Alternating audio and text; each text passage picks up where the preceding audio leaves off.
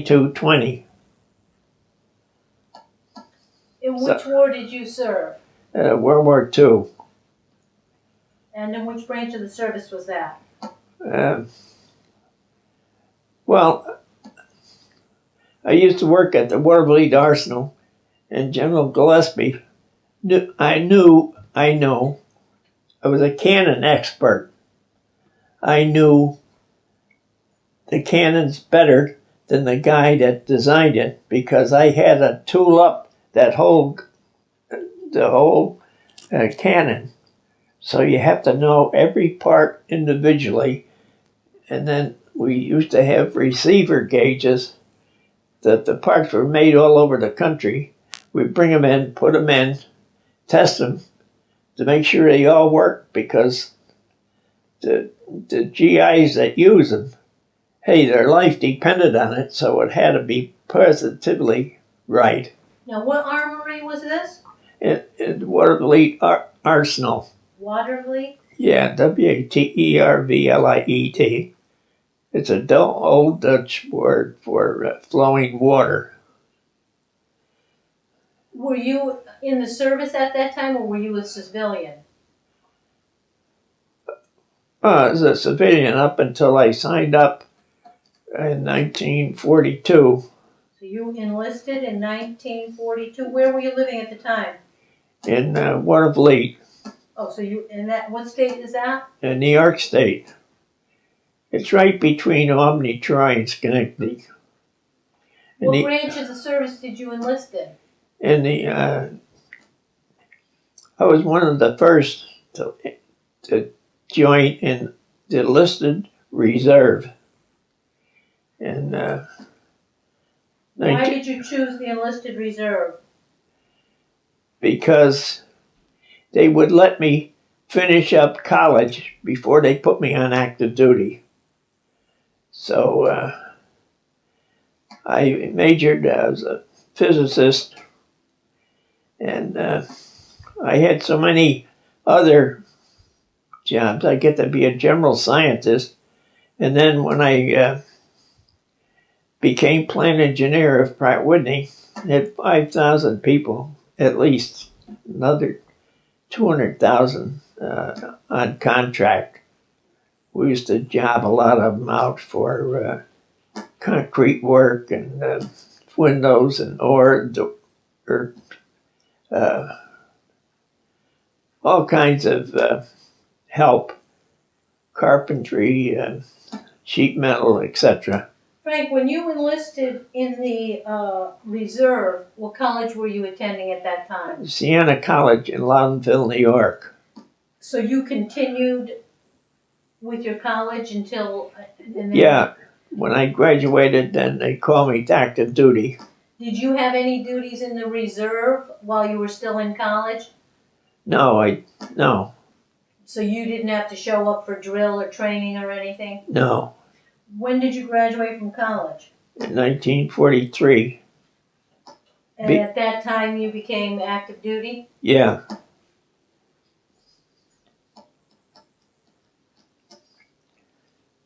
Did you immediately go to basic training?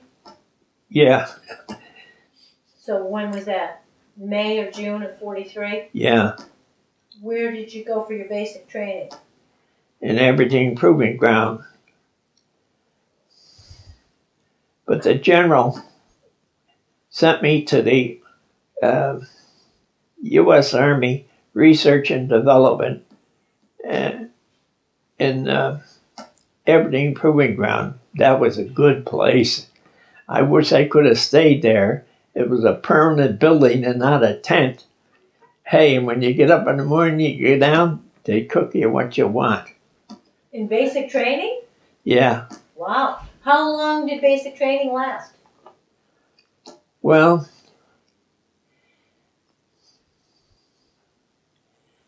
they looked through all the recruits for people who specialized in physics.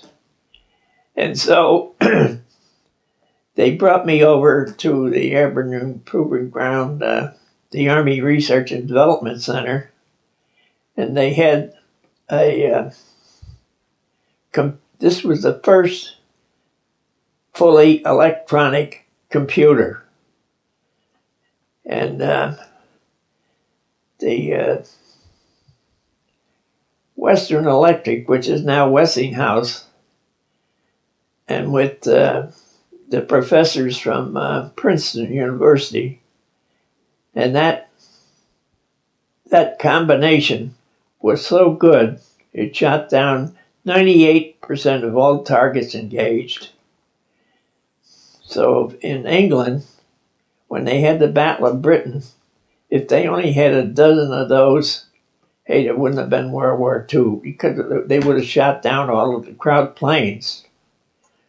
But when you were in basic training at Aberdeen, what was that like? Did they train you? Were you in a special group for the research development, or were you trained as a basic artillery infantryman?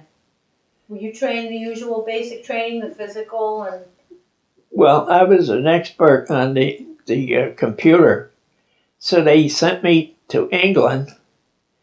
But when I got there in '43, the Battle of Britain was over. So they must have sent me to 8 or 9 different camps trying to get me a job. But nobody was getting killed at that time. So then... and this was in 1943? Yeah. And but back at Aberdeen, before you worked on the computer and before they sent you to England, what training did you have? Did they teach you any of the infantry skills? No. So you didn't have the physical training and the rifle training, those kinds of things? I went through basic training at least half a dozen times. Every time they sent you to a new camp, you had to start all over again. Well, so what was your basic training like when you first went in? What things did they teach you? Well,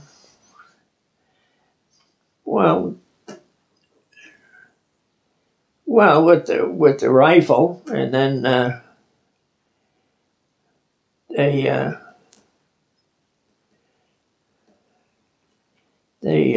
what else?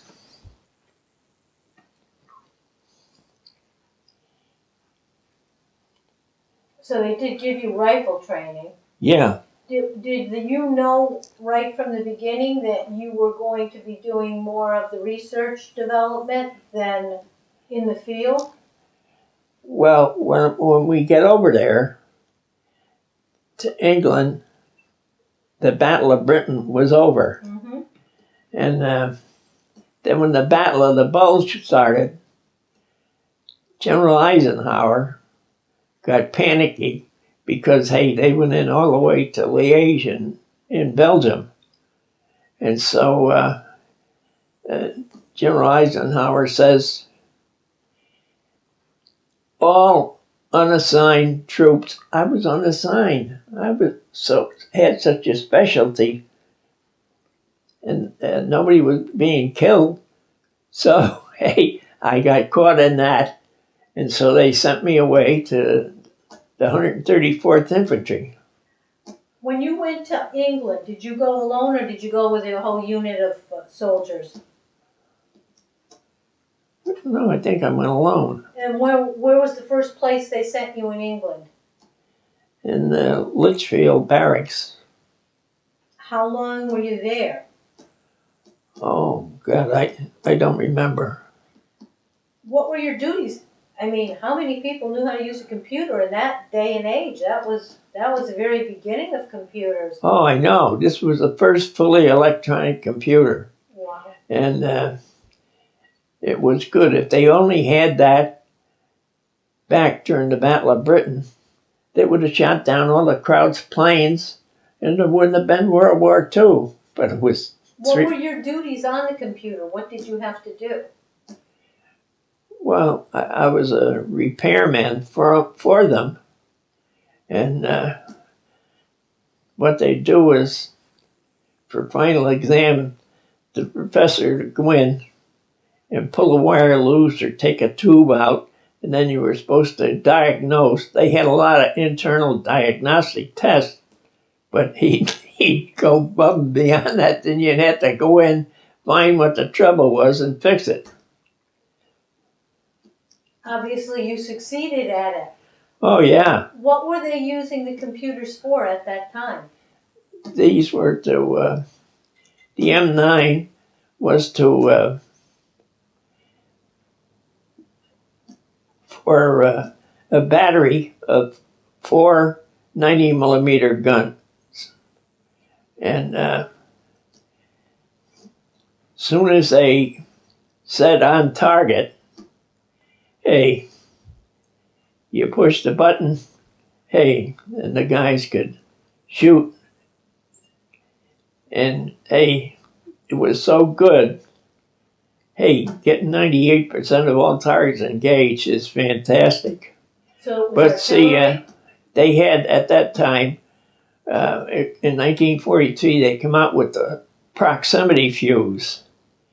So as long as you had your azimuth and elevation, and they shoot the 90 millimeter shells, as soon as it got within 40 feet of the target, it would explode. And that's why it was so accurate. So as soon as we said on target, the poor guy didn't have a chance. It was so good. After you left Litchfield Barracks, where did you go in England? Oh, they sent me to, I think it was 9 different places all over England. I knew the Midlands of England better than I know Connecticut. Holy cow. So you went to 9 different bases in England working on this computer Yeah, for artillery? yeah. And then finally, it was still in 1943 because you were officially unassigned, that you were called up to go. Where did they send you then? Well, then we went over to France. So you shipped directly from England to France, or did you Yeah. have to come home first? I was telling the kids the other day when we got on the landing ship tank, this was the first time we had white bread. It was the first time we had fresh milk because the Coast Guard was running that, and they treated us fantastic. Wow. You went on an LST from England to France? Yeah. At that point, when they sent you to France, We landed in Le Havre. and you went as a unit of the 134th Infantry? No, I didn't get assigned to that till I got up there. So what unit were you in? It was, they call it a replacement depot. So now they sent me up. I was in Belgium, and in a basement, they taught me into being a combat radio operator because of my experience in electronic. And but I really didn't use it. I had the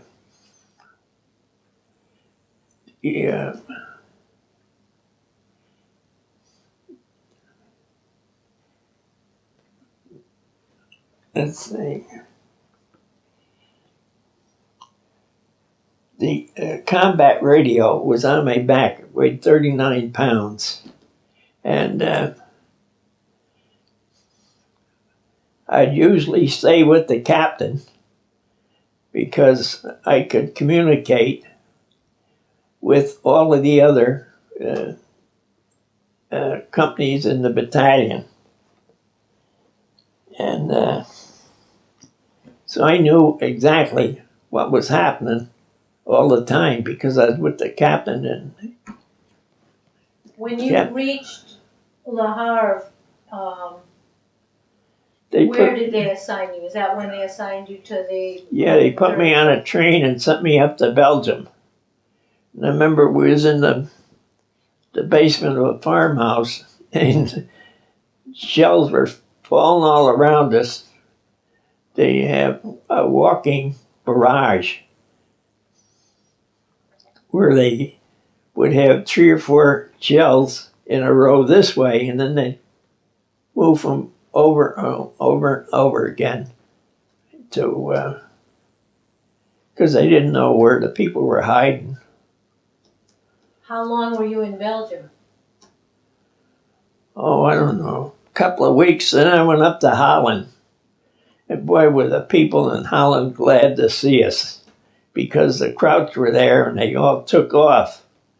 And they'd come out and bring us in and treat us, and they'd show us where the hidden closets were where they used to hide from the Gestapo. That must have been interesting. Oh yeah, they were good people. How long were you in Holland? Oh, just a couple of days. Oh, you moved out. Now, were you with an infantry unit at that time? When did you join up with the unit that you served with in Belgium? Yeah, then we went from Belgium to Holland, and then to Germany. When and where were you trained on the radio? Was that when you were still in Belgium? No, they didn't train me. They just told me do it. So there was no training. They gave you the radio, and they figured you were smart enough to know how to work it? Yeah. Do you recall anything about the radio? What kind of radio it was? SCR, Signal Corps Radio 900. What can you tell me about that radio? It had a range of about 5 miles. Each platoon had a walkie-talkie, but that was only good for about a range of a mile. So for talking within the company, they used that, but for outside, they used the SCR 900. Now you said it weighed 39 pounds. Did you have to carry it in addition to all your other gear? Oh yeah, I always carried 4 hand grenades and 350 rounds of ammo, because you never knew when you were going to be in a firefight. So I used to carry in my right pocket, I'd have a map, and they got the map here. She had it framed. Oh, great. We'll take a picture of it. Yeah. And I'd always have matches, a compass. What else? Then, a compass. Then in my left pocket, I'd always have 4 D rations. A D ration is a bar of chocolate by an inch by about 4 inches. It was high calories in case you got caught. So I used to carry 4 of those. And then in my right pocket, I used to have a box of 50 rounds of ammo. Because you never knew when you were going to get in a firefight. But being the radio man, whenever we went on patrol, I had 25 bodyguards because I didn't want anything to happen to me. And when you're in the infantry, your first priority is get out of the line of fire, seek cover. So they would always find a place for me to be safe because they didn't want anything to happen to me. But we didn't have aerial support at that time. Aerial support didn't come in until later on.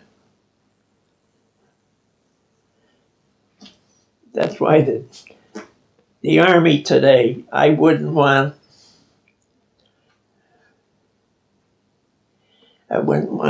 anybody to fight the U.S. Army. They have the best of the best weapon systems and data acquisition systems of anybody in the world. Well, it started way back in your day. Yeah, we were the first ones, I'd say. After you left Holland and you went to Germany, what were the first stops on the way? Where did you go? Do you remember where you... Oh, God, we got a map. We'll have to show you that, and I'll show you where we went all. Hilfar, Germany is where I got the Bronze Star medal. We come up to the bridge there. Okay, now, do you before your Bronze Star incident, we'll try to do this chronologically. Do you remember any incidents or specific battles leading up to that when you first started entering into Germany? No. the first memorable experience is your Bronze Star. Yeah. Do you recall what bridge that was and where it was? That's all in the, In the letter that tells how you got it? yeah. Do you, They did a good job of, you were a private first class at the time. yeah. You want to tell me about that incident? Okay, the letter says it was near Hilfarth, Germany Yeah. on February 26, 1945. So what happened? Well, we come up to this bridge, and it was so loaded with explosives, we couldn't cross it. So I volunteered to go back and get some engineers, which was about a mile away. So I went down there, got the guys, but then when we were coming back, the crowd saw us. Hey, and they opened up with everything they had, machine guns, artillery, mortars. They tried to kill us. But the two guys I picked up were old pros. they showed me how to avoid this stuff, and hey, we survived. But hey, then when we get up there, the guy says, "Look out!" They're sticking out from when the engineers cleared a place with minesweepers. They'd put a yellow ribbon around it, but sticking out from the ribbon was a trigger for what they call a bouncing Betty mines. It would bounce up to abdomen height, and then it would, if you triggered it, it would send ball bearings in 360 degrees around and get you in the guts. And here my foot was only a half inch, and the guys I saved, "Look out! Get your foot out of there. There's a trigger there." So they saved my life then. Wow. They were all pros, and I was new on the line. So when you got up there and you avoided being killed, the three of you, so you had chosen two men and yourself to Yeah. go, and so what did you do then? Did you get to the bridge and remove the... Oh yeah, and then the guys could move ahead. In fact, they're making a movie of it now. Clint Eastwood with the patch on the wagon wheel. That's one of the oldest regiments in the Army. There's a whole write-up on that. It went back as far as fighting Indians. What regiment is it? The 134th. In the patch is the wagon wheel? The wagon wheel is for the whole division. Uh-huh. And when they made the movie of it, they had that for the whole division. And it wasn't. I was in the 35th Division, 134th Infantry, the 370th, and 370th. There was three divisions in it. I forget that. It'll be in the book. The movie is specifically about this incident at the bridge? Yeah, they even had the patch, and all the guys had the patch. I hadn't seen that in years, but they all had that patch. Once you cleared the bridge, did your unit cross over? Oh yeah. And did the Germans leave, or was there fighting at that point? No, it was fighting all the way, and so we went from Belgium to Holland, and those people really, really were happy. Well, when we even got over to Dinkslag and Muten, Klodsvest, Recklinghausen, even the people over there come out. They were all waving the white flags, surrendering. This is in Germany? In Germany, they were even happy because when we got there, they knew they wouldn't be bombed anymore or artillery.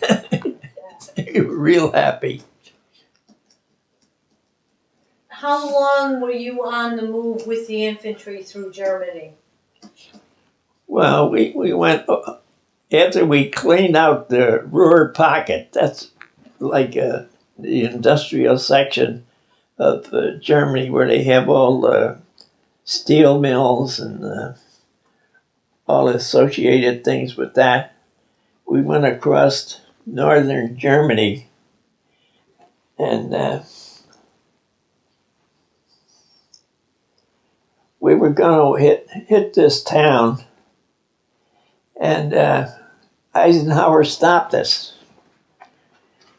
We were about 43 miles from Berlin, and they had Eisenhower, Churchill, and Stalin made an agreement how to divide Berlin up amongst all of them. And one of the stipulations was that because the Germans treated the Russians prisoners of war, the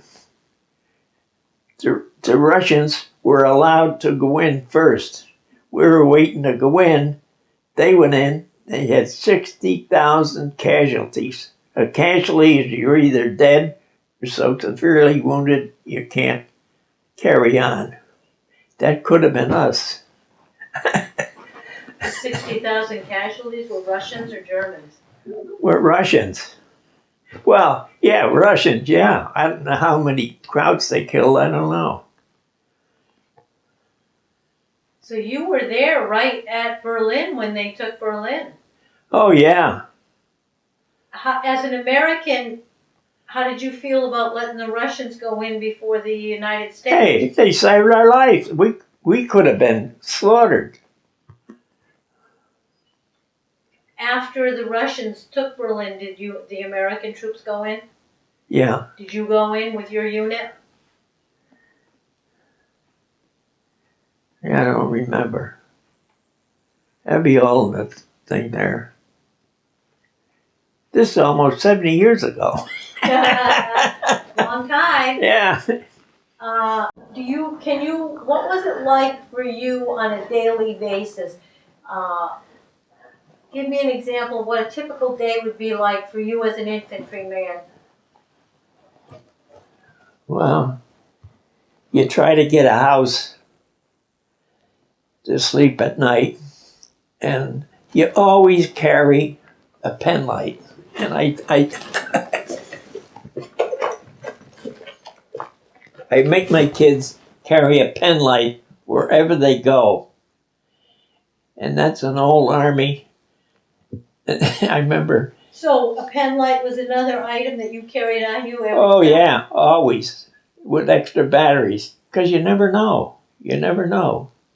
So if you couldn't find a house to sleep in at night, where did you sleep? On the ground. How many? You usually, if you get a house, you go in the cellar. Because, hey, if you get caught in a barrage, hey, they hit the roof or the side of the house, and you're pretty safe in the cellar. What time would you get up in the morning? What time would they roust you out? Oh, I don't know. Well, as soon as you get daylight, you get up. And then what would you do for meals? Well, they had what they call a K ration, with a box about so big. It had a can of I used to like the scrambled eggs with the ham chips in it. Would have four biscuits in it, and 4 cigarettes, and 4 pieces of toilet paper. So that was breakfast. What did you do about lunch and dinner? Well, they always tried to give you 1 hot meal a day if they could. And they had portable kitchens to go. And we always carry our mess kit with us. It was in your back pot.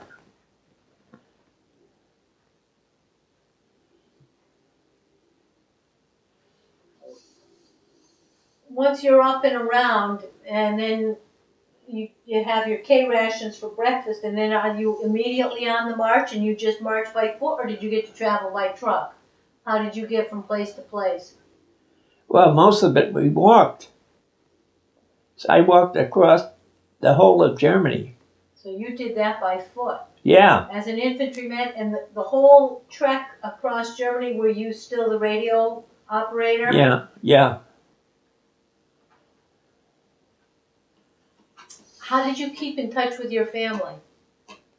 Oh, I used to write. They had what they call V-mail. A lot of them are in there. My mother saved them all. And we will digitize all of those and include them with your collection. Were you a good letter writer? Did you write often? Well, that's all in there. I haven't written in 2 days because, hey, we're in a firefight and you couldn't take time. But they had what they get V-mail, and it was free, and they were all censored. The captain had to censor and make sure there wasn't any, because they never knew who was going to see it. But I'll put all those in the book there. So we'll scan those in. So you have letters that you wrote home. When you're in the field and you're marching across all these countries, could you receive mail? Did you get mail in the field? Yeah, they would have mail call every once in a while. And the mailman would call, mail call, everybody come. Fennessy, here. That must have been a special day when mail came. Oh, yeah, especially when they'd send. My Aunt Anna used to send cookies and candy bars, and hey, that was a treat. So I'd share them with my guys. Wow. I always had good guys with me. What rank were you? What was your highest rank? At PFC. You were a PFC for the entire war? Yeah. Did you have shortages of any other supplies, like ammunition, clothing, equipment? Or did you always have enough of everything you needed? Well, the quartermail were good on stuff like that. I always carried 350 rounds of ammunition, 4 hand grenades on my belt. You'd have a backpack, and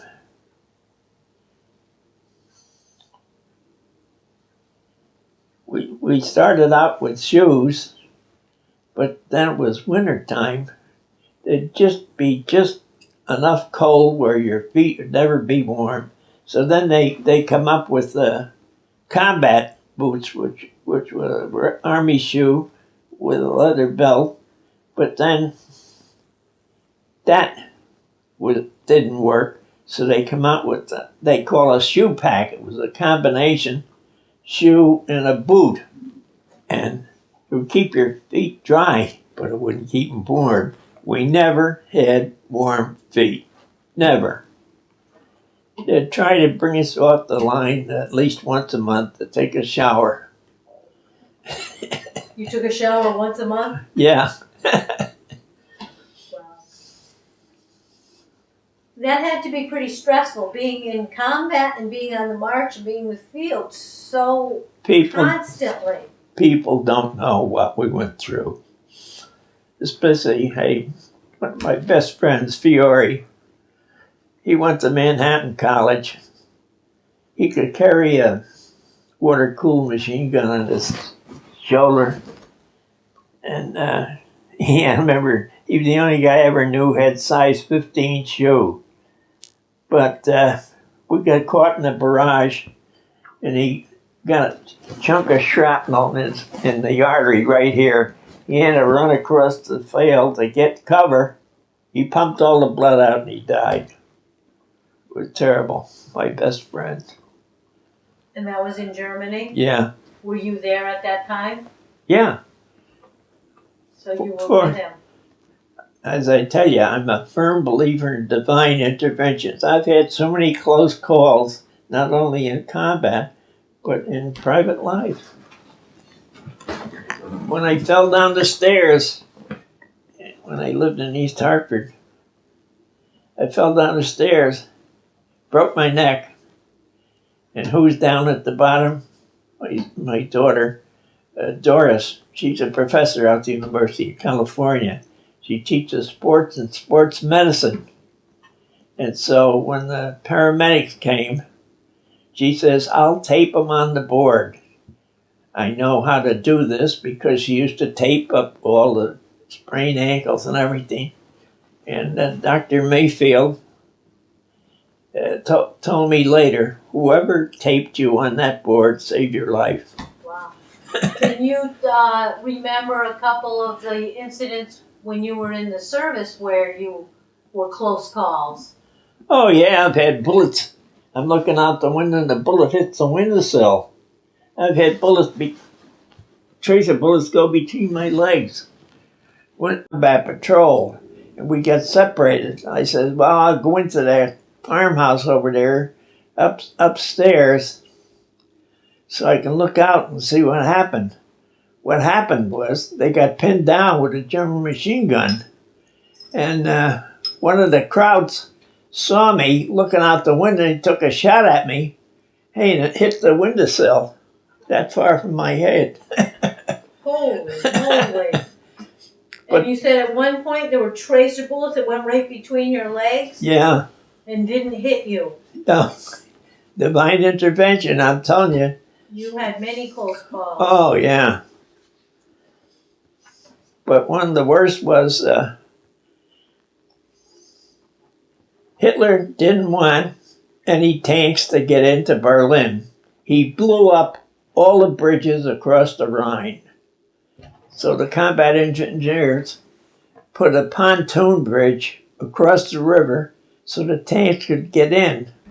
And then us GIs would go between the tanks to get over on the other side of the river.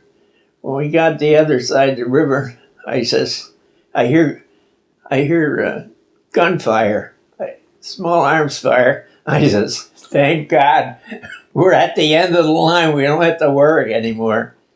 Because carrying all that stuff, we walked 23 miles that night. 23 miles? Yeah. In one night? Yeah.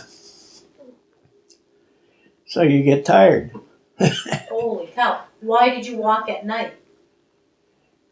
Hey, you have cover.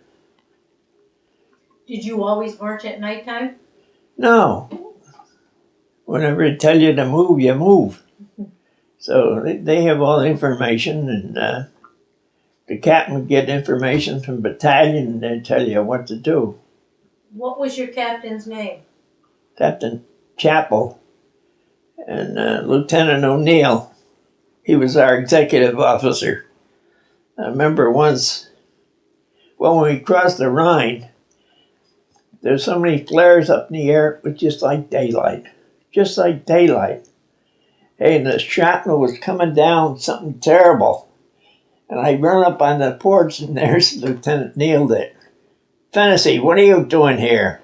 The same thing you're doing. This shrapnel was terrible. And some of it still had velocity behind it because it exploded.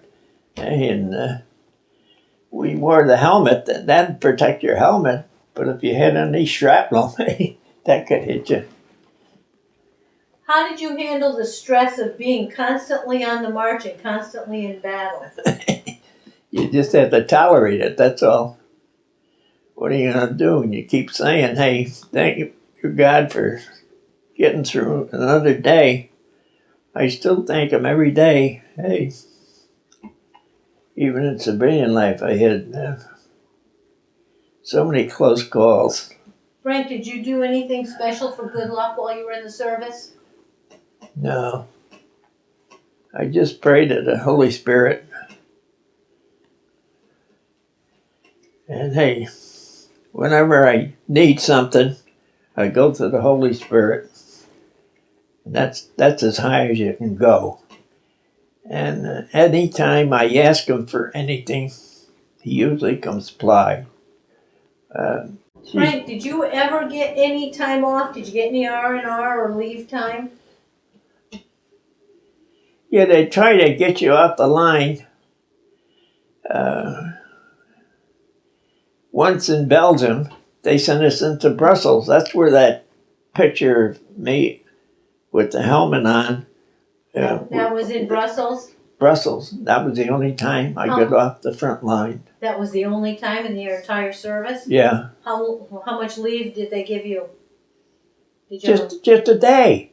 You had 1 day off? That's it? Yeah. We had a day in Brussels. They wanted us to get meals, not GI meals. Right. Wow. How long were you in Europe? Do you remember how long from when you landed in England to when you came home? Well, that's all in the book there. All right, so we'll check those records. Yeah. But the entire time you never got leave, you never got R&R. What did you do for entertainment when you weren't fighting? Hey, Bob Hope, and all those. We never had that. You never saw any. We never. Wait, we were on the front lines. They ain't going to go up there. So you had no entertainment from outside? Zero. They talk about the USI entertaining. I never had that. Wow. Never. What did you guys do? Did you play cards or anything when you weren't fighting? Not me. Some of the guys would. Did you spend all of your spare time when you had it just writing letters? Yeah, dozens of them there. So you pretty much spent it writing home? Yeah. They had V-mail. They'd pick them up and fly a whole bunch of them home at once. What was your opinion of the officers? I had no problem with them.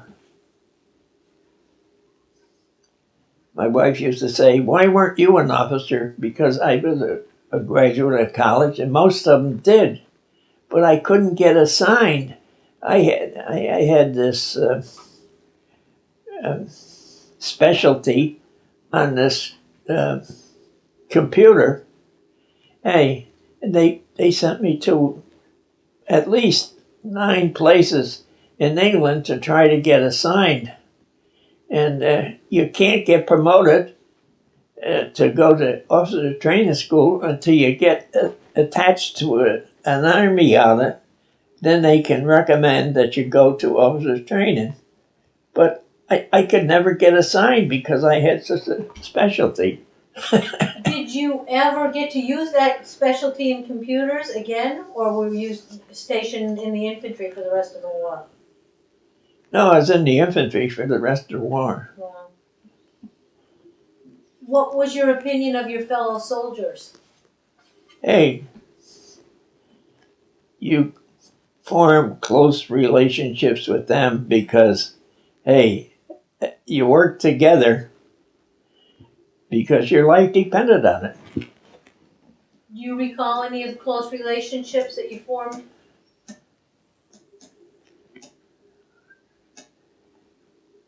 Well, there was one, Rance.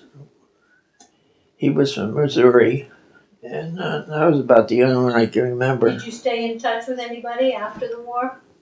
No. Hey, you lose track of them. I got one there on the 35th Division and buried out in the garage. When I moved out of East Hartford, they packed up everything and brought it out here. A lot of it's stashed away out there. My college ring and, a lot of stuff that was family related. It's still buried out there. And I hope someday I get time to go out and find all that stuff, especially the one on the 134th Infantry, because in there it shows exactly where we were at every time. And what is it, a map? No, it's a book.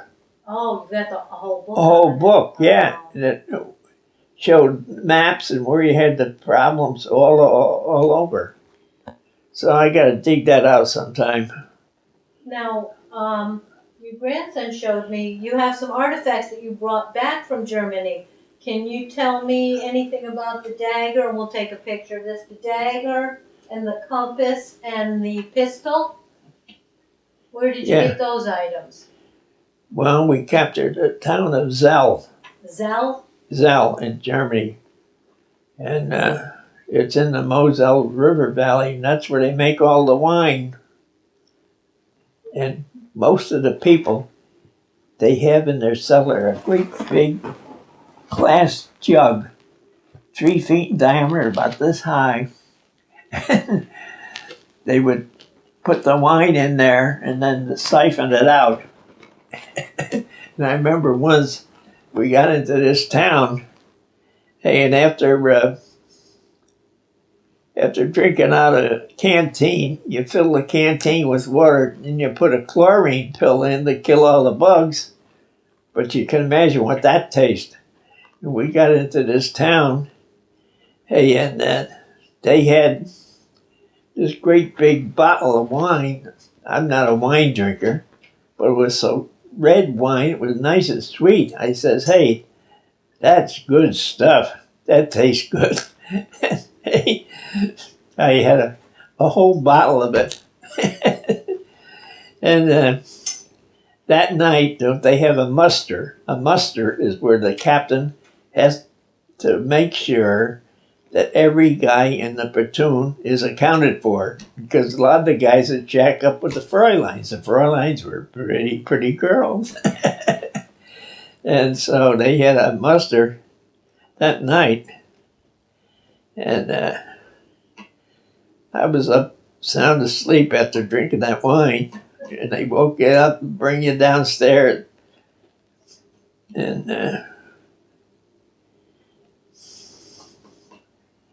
but some of the women were over there pretty nice.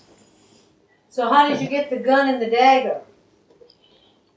Well, we captured this house, and I sat in the sofa, and I put my hand down at the side of the sofa just like this, and there's the gun. So I pull it out, and I says, hey, this is good, because when you're clearing out a height, I normally carry a carbine, which is so long. Hey, and to swing around, if you're going in a house, it's awkward. Whereas if you have a pistol, you can swing it quick. But fortunately, I never had to use it. So that was where you got the gun. I can't believe it, right in the couch. Where did the dagger come from? I forget. But it was somewhere when you were crossing Germany. Yeah. And I picked it up, and you couldn't carry much stuff because everything you carry, you had to carry with you. So you couldn't collect too much stuff. But that was so beautiful. I kept that. And you carried that in your pack? Yeah, all the way home, yeah.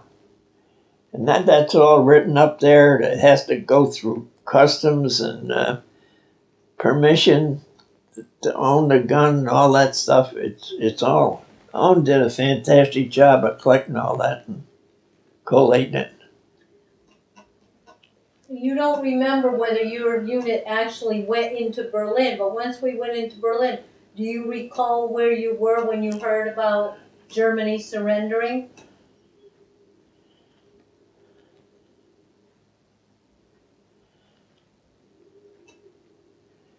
Well, they surrendered.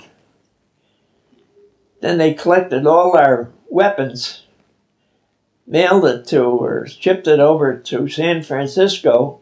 We were supposed to go home, have a 45-day vacation, and then go to San Francisco. But coming back on the Queen Mary, with 14,000 of us, and didn't Truman drop the A-bomb? Hey, there was 14,000 guys on that boat, very, very happy because we knew, hey, the war was over. Then the next day he dropped another one. And we were very happy, so I went home. And before you left Germany, so they took all your weapons? You knew that. Yeah, war was over, and they wanted us to go over to the. Where did you get on the boat to come home? The Queen Mary. I think at Le Havre. 14,000 of you Yeah. on that boat. What was the trip like coming home? Hallelujah. Hey, they could only feed us 2 meals a day because it was so much. So many people? So they give us an orange or an apple or a pear to hold us over so they could feed us all. What did you do on the boat while you came home? Hey, wait, that's all. How long did it take? I think it was 7 days. So it was on your trip home Hey. during that time that you heard about Japan being bombed. Oh, yeah, and hey, boy, we were happy. Did you know that once you came home, the plan was you were going to have your leave? Were you expecting to go into Japan after that? No, for some reason they sent me down to Fort Knox. Once you came home? Yeah. They sent you to Fort Knox? Yeah. You And landed in San I Francisco? think I never did get to go across. Oh. They sent us down to Fort Knox. Where did the Queen Mary land? New York? New York, yeah. And then you went to Fort Knox? Yeah. What did you do at Fort Knox? Just go through all the rigmarole. They give you a physical exam and all that stuff and do all the paperwork. And is that where you were discharged from? Yeah, Fort Knox. And so I got a bus into town. I think I went to was Cleveland or Cincinnati or someplace. And then from there I went to Buffalo. Got a train in Buffalo into Albany. And WWII's only 5 miles from WWII. And I got a bus up from there. And of course the family was happy to see me. What was your homecoming like? Oh, they were real happy, I'm telling you. Real happy. What did they do? Well, nothing I recall. But, Did they have a welcome home party? oh yeah, and we used to go to this religious ceremony on Monday night. And I come out one night and I met my wife. And I think I courted her for about a year, and then we got married. She gave me 6 kids. They're all professionals. Even the next generation are all professionals. What did you do in the weeks immediately following your discharge when you got home?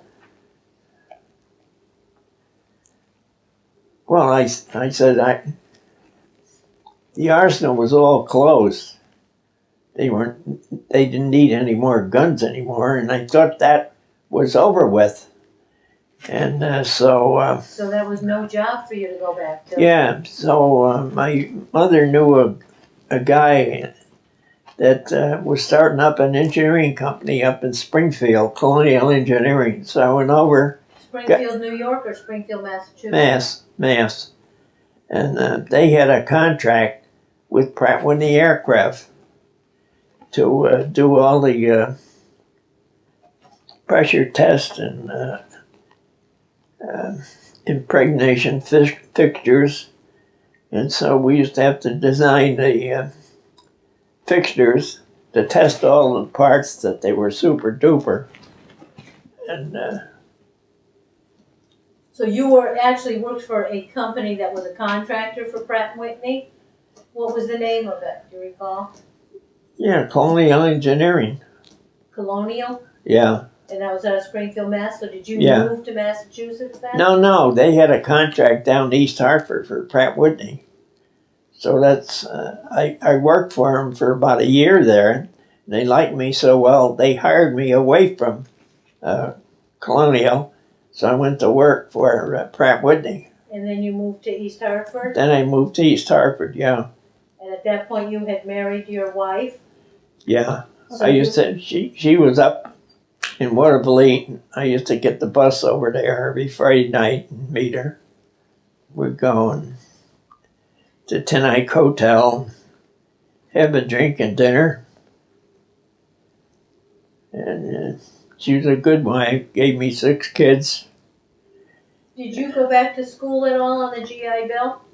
No. You already had your education Yeah. before the service. And I know that your career, you worked your way up through Pratt & Whitney. What was your highest rank at Pratt & Whitney? Vice President of Research and Manufacturing Research and Development. Developing all new ways of making things. And we were good at it. And Harry Gray was the CEO. And he was so proud of us, he'd invite the board of directors from United Airlines and Delta Airlines to come and see what we did. And he really, really appreciated it. And anything I wanted, I could have.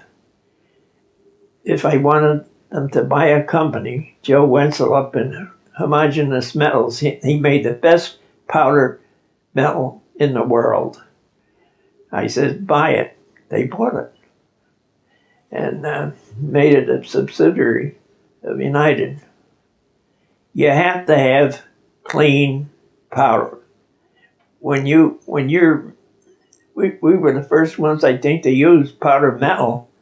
If you have a turbine or a compressor disc, that's going at 10,000 RPM, and the turbine disc is only 400 degrees below its melting point. So it has to be good. And even if you had one particle of ceramic in there, the stress sees that as a cracked nucleator. Hey, and you're in trouble over time. So you had to have absolutely pure. That's why we were the first ones to use electron beam melting, because you didn't have to have a crucible to melt it.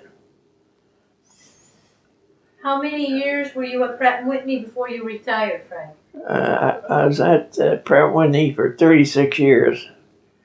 And I worked my way up to vice president. You knew everything from literally the ground up to the top. Oh yeah, well, I developed the welding development group, so we did all kinds of joining, diffusion, bonding, brazing, and all.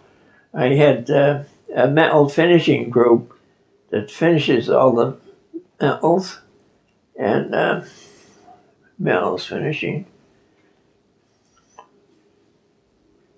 dwelling. Joe Lurch handled all that. And I had 4 groups altogether. All good guys. I always had the best of the best. And you could depend on every one of them to do a fantastic job. And we used to have a meeting every Friday afternoon when I was plant engineer, and I'd bring all the guys up there. And any group that needed help, they had instant help right away. And then I had Bill Ireland, he'd clear up all the paperwork after. But yeah, if they needed a tool or a gauge or anything like that, they'd get it right away. I used to be in charge of a metrology lab. We had a metrology lab to calibrate 39,000 different instruments. And when I applied for a professional engineer's license to the state, they refused me. So I invited the whole board over.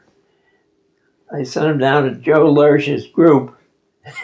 Joe was a perfectionist, and anything he did was perfect. He brought them down there and showed them how they calibrate all of the instruments. And we had approved to the Navy that every instrument was traceable to the Bureau of Standards. And then I had Dr. Pond there to negotiate any problems that would. He was a good. He was a physicist. He was good. God, that was a long time ago. Well, and it was even longer ago to your military experience. How would you say that military experience affected your life and your thinking about war in general? I pray to God none of my kids ever had to go to war again. War is hell, hell, hell. People don't realize what we went through. And so far, none of them had to go. When you say people don't realize what you went through, for generations to come in the future who may be studying World War II and what you went through, what message would you have for them? Well, good luck. I don't know how many people would say stuff like that. I don't. Well, you lose track of them because they were all over the country. Right. Did you join any veterans organizations after you got out of the service? No, I didn't get bothered to those. So you're not in anything now? No veteran organizations?